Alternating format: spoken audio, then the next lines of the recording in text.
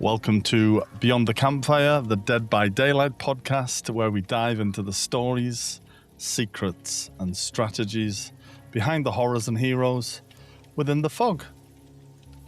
I am, as always, Dogbomb, and I'm joined, as always, by my co-host, Lemon. Hello, Lemon. How are you? Hi, Dogbomb. I'm good. How are you? I'm good, yes. Very busy. It is Christmas. We have, between last episode and this episode, had all of the festivities of Christmas. I have no idea what day it is today that we're recording. I had no idea what day it was yesterday. I have no idea what day it is tomorrow. Let me help But you. yes. It's Monday today.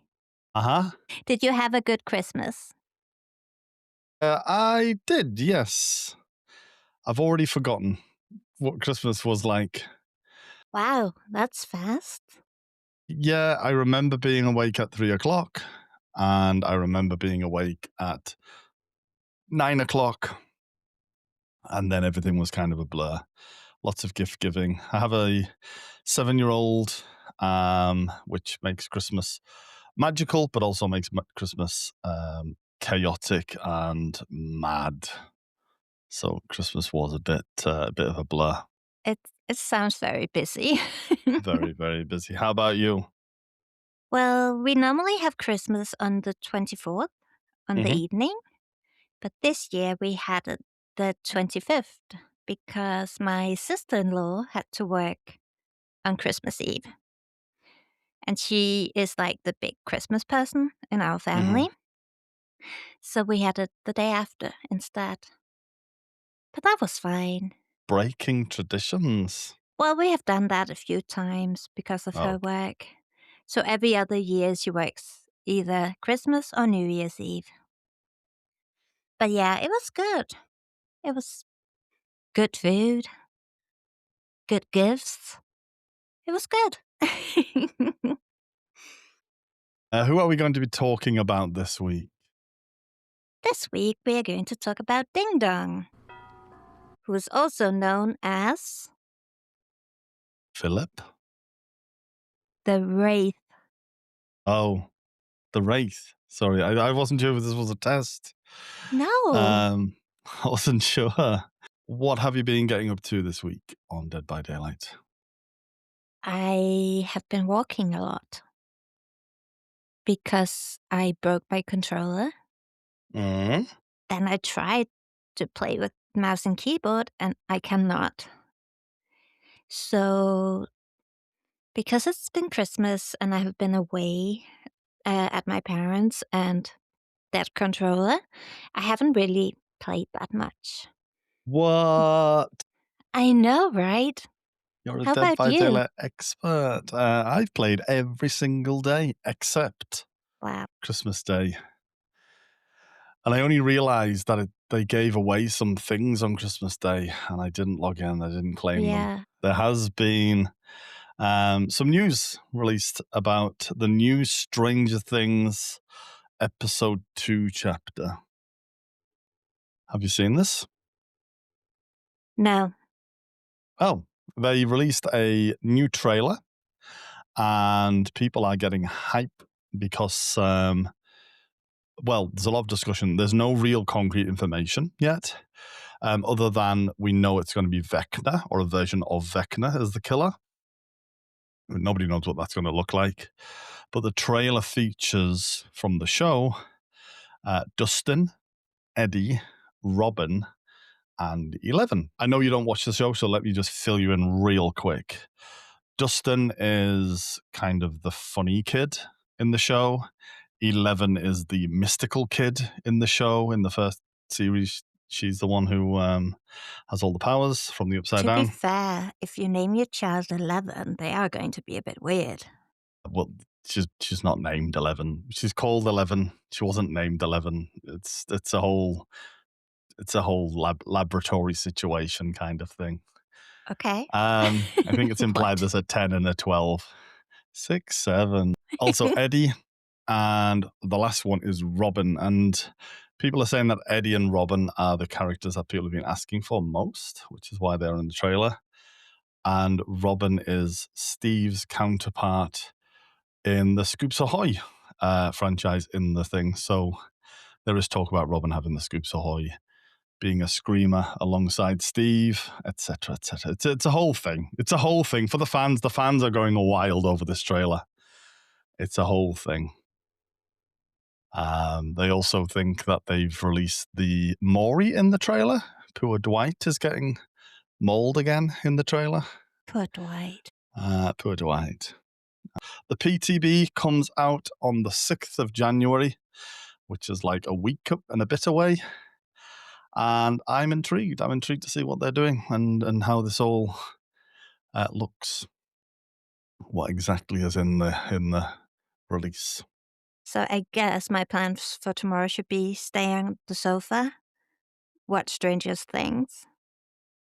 I think your plan for tomorrow should be to get your controller fixed or buy a new controller so you can play some bloody Dead by Daylight. I'm waiting for the January sales. What? So, like, you guys love Black Friday. Woo! We have our thing with January sales. Like, January is where the deals are real. No. We used to have January sales. Now we have Black Friday, which basically runs from a month before Black Friday all the way until the end of January now.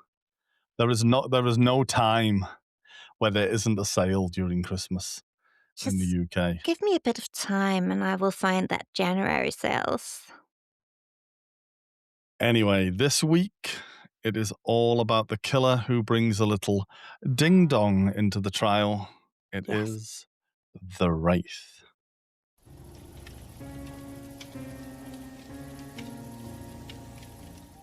So this week we are talking about Ding Dong, the Wraith.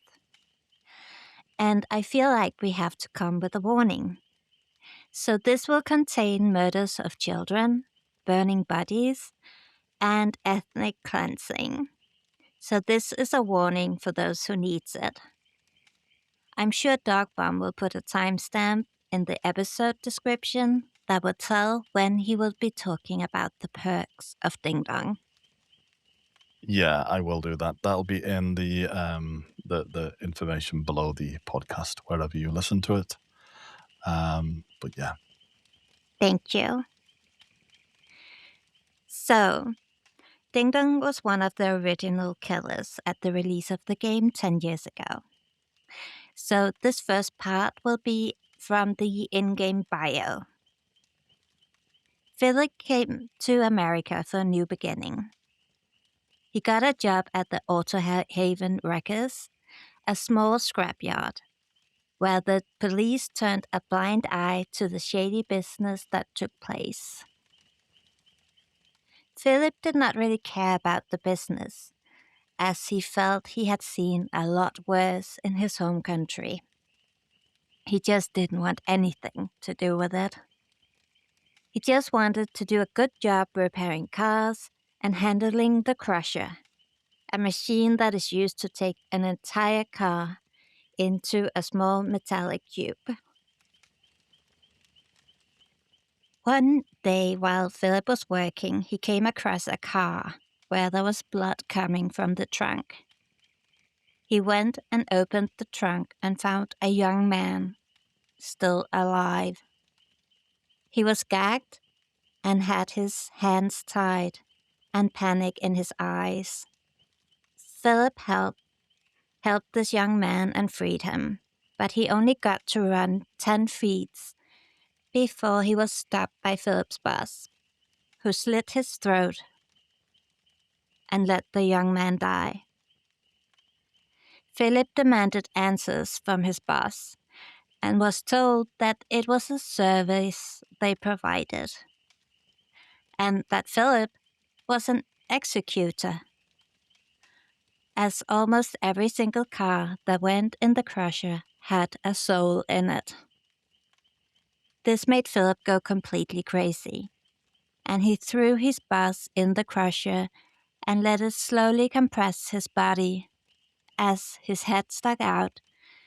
When it was done, Philip grabbed his head and pulled it out of the body together with the spine.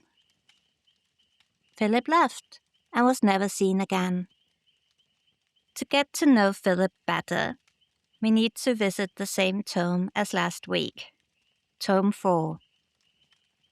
Here we find 10 memories and a clip. Our first memory is where we see Philip waiting for his parents. Nigeria has just been created as a country, but there is a lot of disturbance towards Philip's people, the people of the north. Philip has his father's lucky bell that he's supposed to ring if he sees any danger and then go hide, just vanish. Philip's grandmother let him know that she does not think his parents will return, that they have died. But Philip is still waiting and looking out for them. There is drifting a smell of rotten flesh into the village where Philip is living with his grandmother. She tells him that it's the smell of dead cows decomposing, as she was trying to protect him from the truth. But he has heard from the elders of the village how a lot of people have died, that their bodies are burned so it can never be investigated what happened to them, how human butchers have been paid to kill their people as if they were an infestation of cockroaches. Philip and his grandmother hear the bell, and his grandmother pulls him outside to a hatch. And soon after, they are sitting underground listening to the sound of the slaughter. They are both crying, and his grandmother is holding her hand over Philip's mouth as she knows they both want to scream. During the stay underground, his grandmother tries to keep Philip distracted with solving math questions. Philip thinks it's a waste of time, and it just reminds him that he will never practice math again with his father. At some point, while they are underground, they hear a child cry in the distance. It's the only sound they have heard in a long time. And his grandmother gets up and goes to the ladder. Philip grasps her hand. He doesn't want her to go. She is all he has left in this world. But he also knows that she can't leave a child out there all by itself. Philip lets go of her hand and watches as she disappears through the hatch. He's not sure how long he has been staring at the hatch. It could be hours, days, weeks, but his eyes never left the hatch. He wants his grandmother, his parents, and leaves the underground shelter. All he can smell is rotten humans. He walks around in the village and finds his father's bell next to a burnt body. He gets angry at the person, as they were the ones who were supposed to use the bell and warn them. Then he screams. He screams until he loses his voice. Then he taps the bell and wishes he could disappear from the nightmare he is living. Philip goes from village to village. Everywhere he sees burnt cars, burnt homes, burnt bodies, so much death. The smoke seems endless, and with every inhale, he wants to throw up because of the smell. But the worst thing for Philip is the silence. The horrible silence. The silence that reminds him that everyone is gone and he's ready to give up. He doesn't want to run anymore. By a tree, Philip sat down to rest, and he closed his eyes for just a moment. Then he heard a voice, a woman. He opens his eyes and sees a woman and some children. The woman's name is Funanya. She tells him that he has to follow them, but he tells that he doesn't want to run anymore. He just wants to die. She sits down next to him and tells him that it is important that he lives, so he can tell other people what happened, so he can be a witness, and he can tell the story of his people. Philip gets up and takes Fuyanya's hand and walks into the fog from the smoke.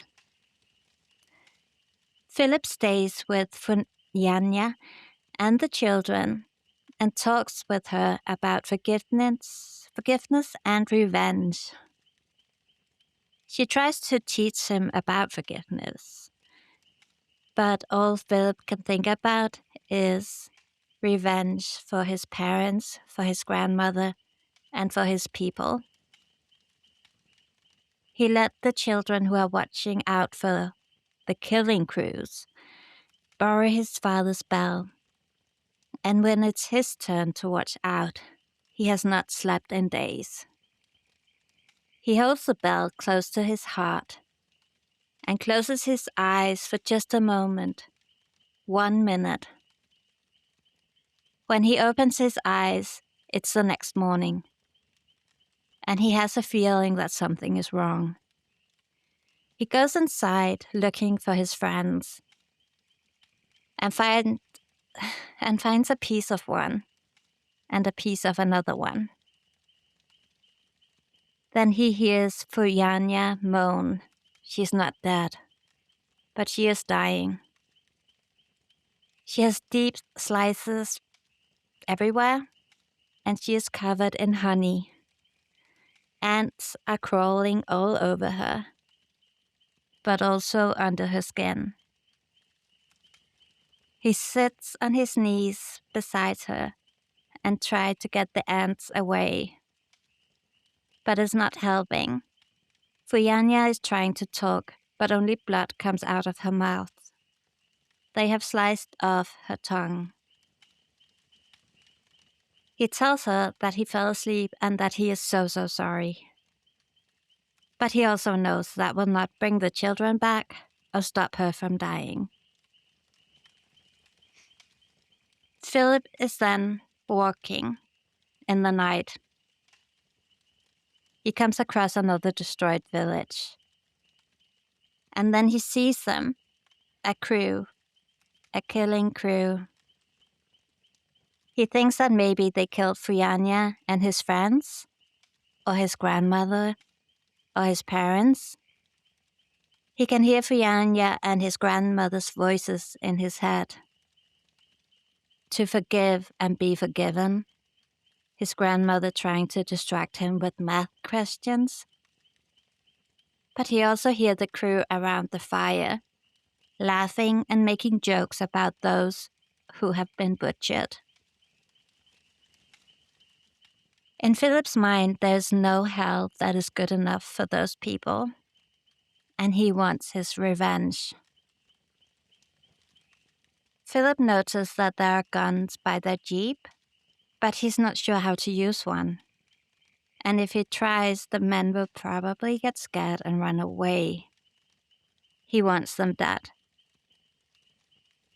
He considers if he should find a knife or a machete, but he knows that the men will overpower him easily. He wants them to suffer and disappear as his friends and family did, in the smoke.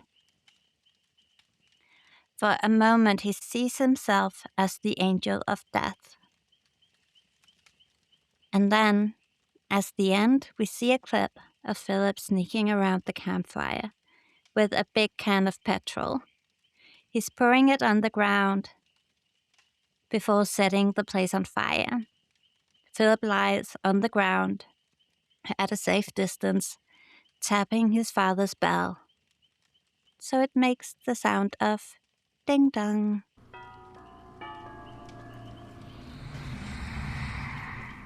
And here I think it's important to remember that Philip is just a child.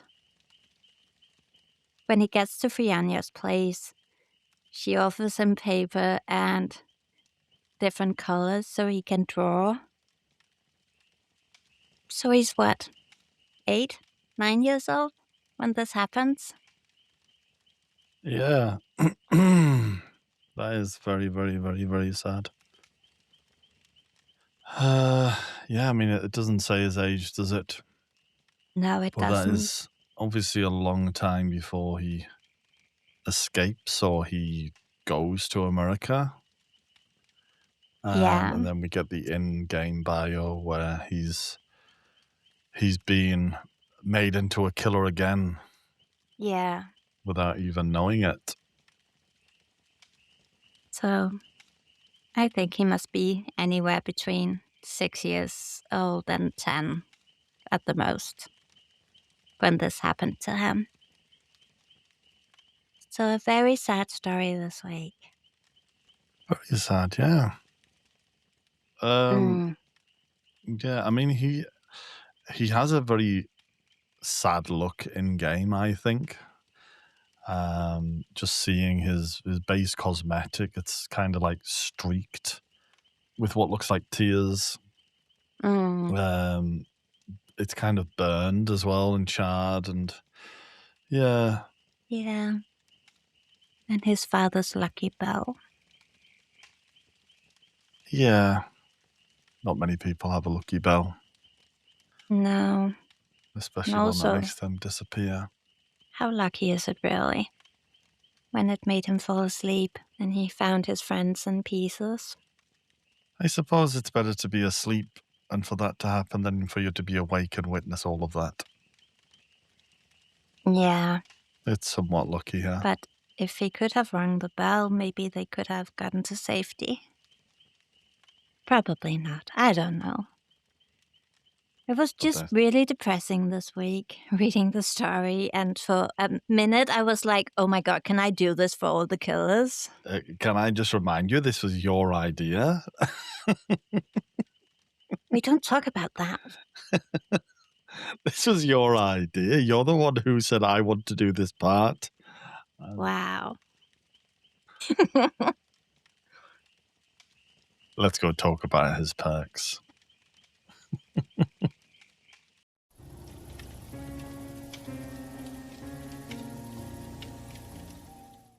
So, Philip Ajomo, the Wraith, or Ding Dong, as we like to call him when we play against him.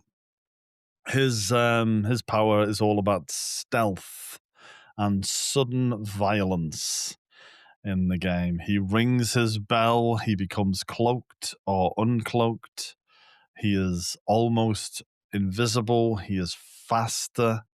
He is undetectable. However, while he is cloaked, he can't attack, but he can use that to reposition himself and set up ambushes and things on people. When he uncloaks, he gets a very brief speed boost. He can use that to get a quick hit on a survivor if they aren't aware and ready to move. And really good wraiths. It's all about timing. It's knowing when to cloak, when to decloak, where to appear, and who to put pressure on in the game is often key to good wraith play. Let's talk about his perks. He's a very early killer, and you can tell that he's an early killer. He was brought into the game at the start. And that really reflects in his perks, although they have tweaked 2 of them a little bit since release. So the first is Bloodhound. Bloodhound gives bright red blood pools on the floor, and they track for longer. So normally you see scratch marks and you see blood on injured people. This makes the blood brighter and it makes it last for longer. It is basically taking a base part of the game and making it slightly better. Um, it works well, I guess, with Sloppy Butcher. Sloppy Butcher makes survivors bleed more frequently and will make that perk more powerful.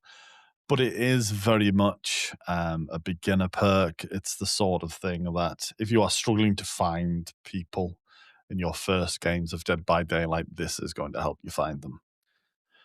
The second perk, Predator. Predator is one of the ones that's changed, actually. So it used to be that it would make all the scratch marks closer together. That is the Predator that I kind of learned. And again, it was just about more information in the game. It has changed fairly recently. They have made it so that if you lose a survivor while chasing them, you are given their aura for 4 seconds. It makes it a lot better. It's a more viable perk to run now. And you can actually, as the Wraith, you can end a chase by cloaking. So if you're chasing someone and then you cloak up, that ends the chase as far as the game's concerned. So it gives you that aura reading so that they can stay on the survivor that you're trying to stay on. So it's not as bad as it used to be. It used to just give you more information. It now gives you a different lot of information, and it gives you a better set of information, I feel, personally. The last perk is Shadowborn. Shadowborn has changed a lot. So Shadowborn used to allow you to increase your field of vision. And it used to change things about blinding, blindness, etc. They have gotten rid of the field of vision aspect because they now have a FOV slider in the game, so people can choose their FOV. And it now gives you haste. After you've been blinded, it gives you 10% haste for 10 seconds. I have played Wraith just before we recorded this. We always play a couple of games, and your controller wasn't working, so I played some Wraith games, and that did nothing for me. I remember seeing it and being like, "All right, okay, so if I get blinded, I can chase after them." It really did nothing for me. You're blinded, so you can't actually move, and they're running Champion of Light, and it's rubbish. Yeah. Shadowborn is still rubbish, but yeah, that has changed quite a lot. They had to do something, but I still don't think it's a very viable perk. Maybe tied in with some more blindness perks. There's the Chucky perk, Two Can Play, which blinds them instead of as well as you, which it might work well with. I've not tried, but it seems like the kind of thing that might work. And yeah, those are his 3 perks. He's also obviously got his bell.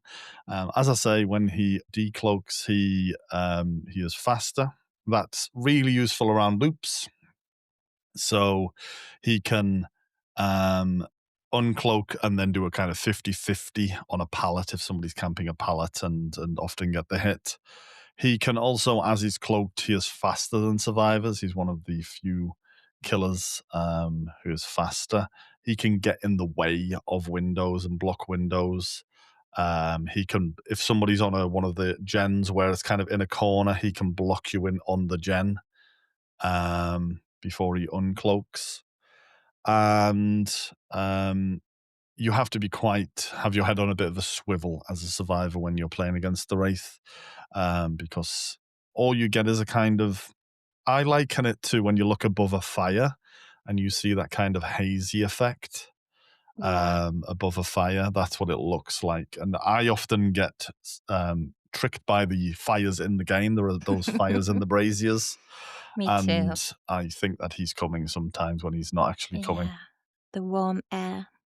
he has a bunch of add-ons. Now, a lot of them are making him faster for uncloaking, faster for cloaking, faster for kicking pallets when he's cloaked, etc. Giving status effects when he hits them with the bell. But there are a few interesting ones which I think are worth pointing out. And again, we're looking at the top end, the iridescent. He has the coxcombed clapper, which if you have a coxcombed clapper at home, maybe seek medical attention. But his coxcombed clapper muffles his bell and means that when he uses it, nobody can hear it. It's horrid. Cox what? Coxcombed clapper. Coxcomb clapper. Okay. Coxcomb clapper. It was also what they used to call me at college. Wow. But yeah, that's the silent bell add-on. Sounds very He also has sneaky. his other iridescent add-on is all-seeing spirit, and it reveals the repair progression of generators, shows their aura when he's cloaked, so he can see which generators are being worked on, so he knows where to go. Another interesting one is all seeing the blood one, which is a purple add-on. That gives the aura of survivors whenever you're cloaked. So you can use that for a lot of information running across the map. Incredibly useful. But yeah, most of them just do faster, shorter things. There is also the bone clapper, actually. The bone clapper is a yellow add-on. It's slightly less powerful than the coxcombed clapper. The bone clapper doesn't allow the survivors to know the distance and direction of the bell. So if people are wearing their super powerful headphones, they have no idea where you're actually coming from when you uncloak. Again, can throw people off, and that can be very, very useful. Good knowledge to know. He's a interesting killer. I quite like going up against the Wraith.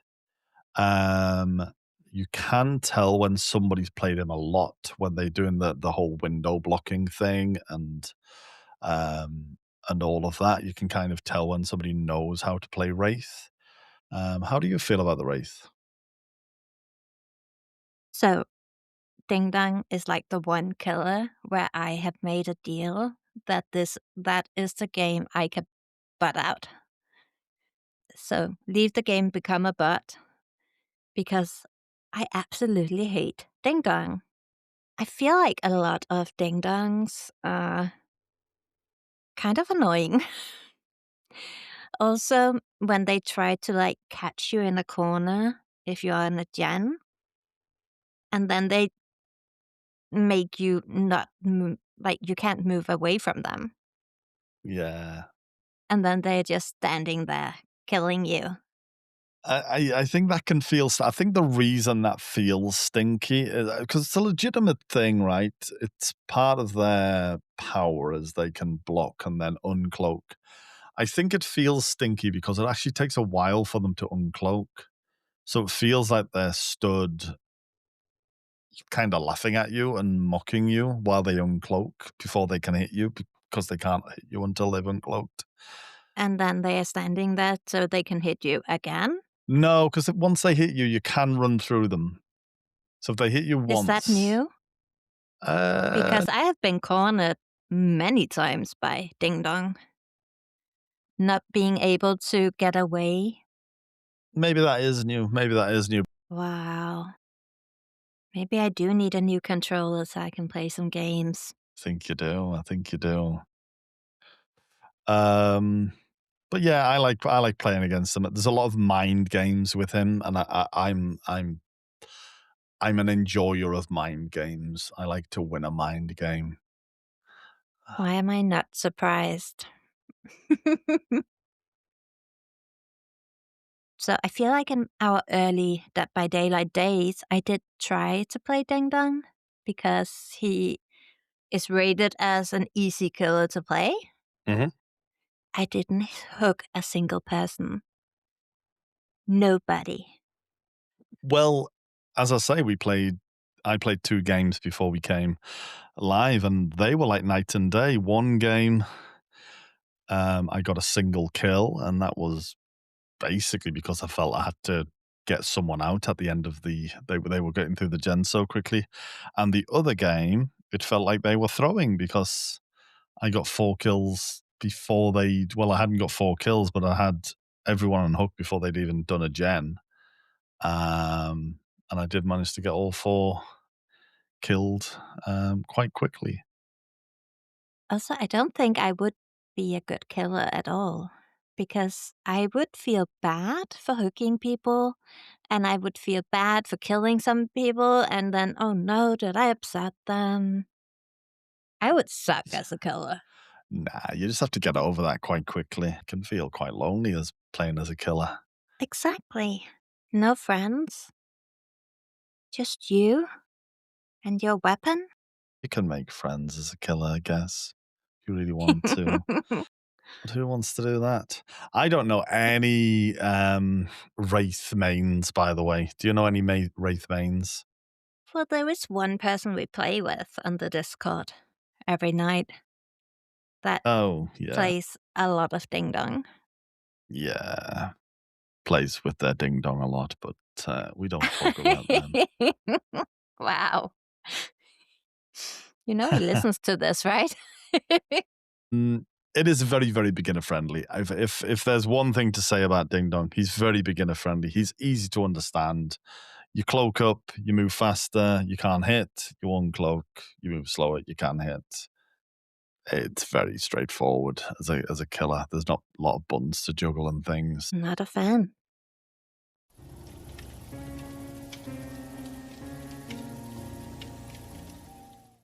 So every week we like to shine a spotlight in the fog towards one of the many Dead by Daylight creators that we enjoy. And this week, we've picked our friend Joe, who goes by Why Hey, I'm Joe on Twitch. 5 E's, which I learned when I met Joe, and it's stuck in my head when he said it's 5 E's. It's never left my head. But yeah, Joe is primarily a Dead by Daylight creator. Does do other things as well. There's some community nights and things, but primarily a Dead by Daylight creator. And when they did the first round of creator applications, he was one of the people who I felt for. He puts a lot of work in, a lot of heart and soul into his Dead by Daylight streams. He is currently doing a partner push. So if anybody has a spare browser window going over these coming months, maybe just drop a lurk on Joe's streams. But yeah, he's very entertaining, lovely guy. He is a magic lover, much like myself, which is another connection that we have, and plays a lot of Survivor, a lot of Killer, and plays Hillbilly with a steering wheel, which is quite the sight to see when he does that. Do you know Joe?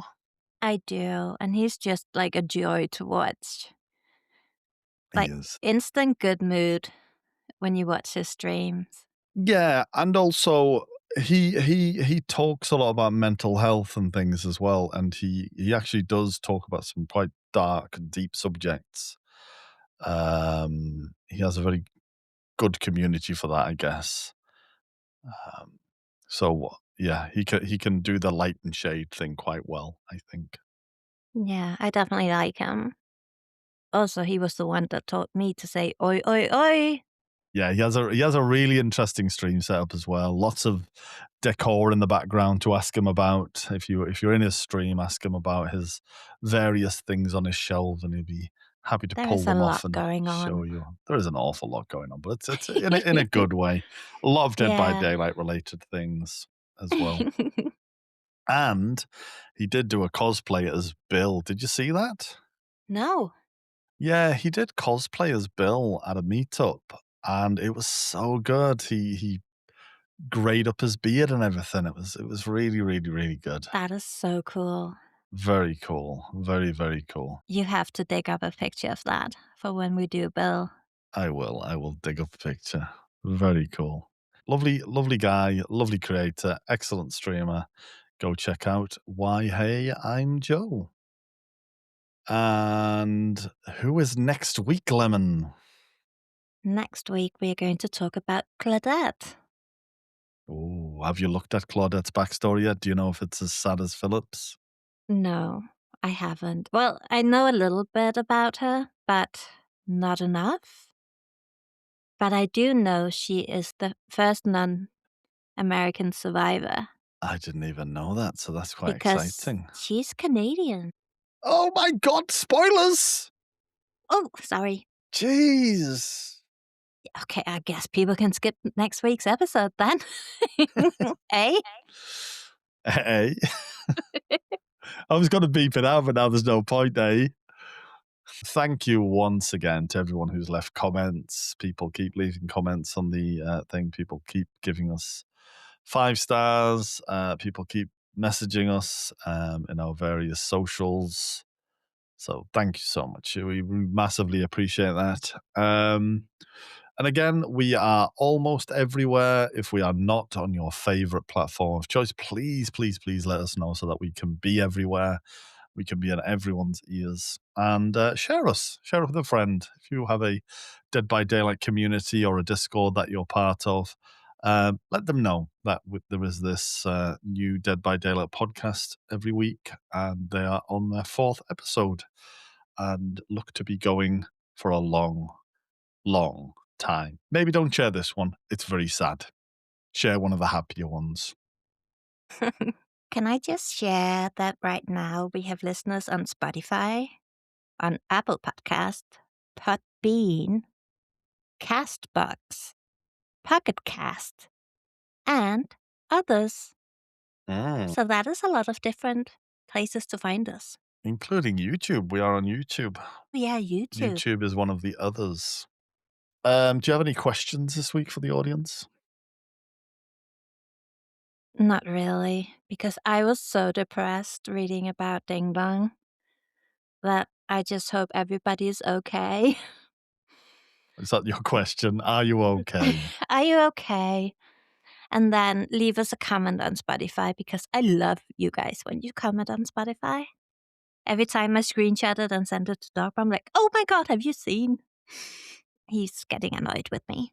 I have 2 questions this week. First is, are there any Ding Dong mains? I'm curious as to whether we have any Wraith mains out there. Again, like Meg last week, I struggled to find them. And my other question is, much like Lemon and Lemon's Wraith preclusion, are there any killers that you automatically disconnect from when you realize that you're up against them? Do we have anyone who disconnects for Plague? Do we have anyone who disconnects as soon as they hear a Legion? The Krasu? Any of the killers where if you know you're up against them, you disconnect and leave a bot behind? I would like to know that. That is a good question. Thank you. While everyone's letting us know about the killers that they dislike the most, I will just say, play safe out there and don't get hooked.